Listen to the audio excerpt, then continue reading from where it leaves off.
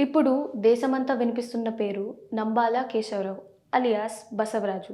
ఛత్తీస్‌గఢ్ నారాయణపూర్ అడవుల్లో భద్రత బలగాలు మట్టుబెట్టిన మావోయిస్టులలో ఇతడు కూడా ఉన్నాడు.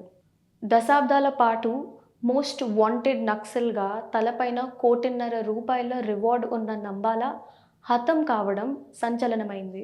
ఆయన మరణాన్ని కేంద్ర హోం మంత్రి అమిత్ షాతో పాటు ప్రధాని మోదీ కూడా భద్రత బలగాలు సాధించిన గొప్ప అచీవ్‌మెంట్‌గా చెప్పారు. ప్రైమ్ మినిస్టర్, హోమ్ మినిస్టర్ సైతం ప్రత్యేకంగా పోస్ట్ పెట్టేంత పెద్ద నక్సలైట్ నంబాల కేశవరావు అసలెవరు?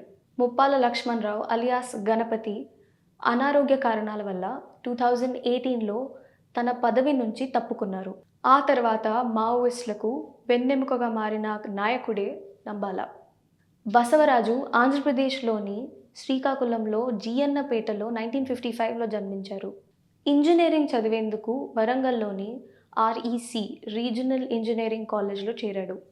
1974లో బీటెక్‌తో పాటు ఎంటెక్ కూడా ఆర్‌ఈసీ కాలేజ్‌లోనే చదివారు. ఎంటెక్ చదువుతున్నప్పుడు పీపుల్స్ వార్ గ్రూప్ (పీడబ్ల్యూజీ) సిద్ధాంతాలకు ఆకర్షితుడై అందులో వెంటనే చేరాడు.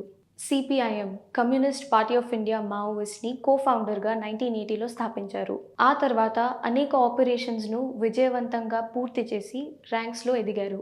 1992లో సెంట్రల్ కమిటీ మెంబర్ అయ్యారు. 2004లో సిపిఐఎం మావోయిస్ట్ ఆవిర్భావం తర్వాత Nambala central military commission polit bureau మెంబర్‌గా నియమితుడయ్యాడు.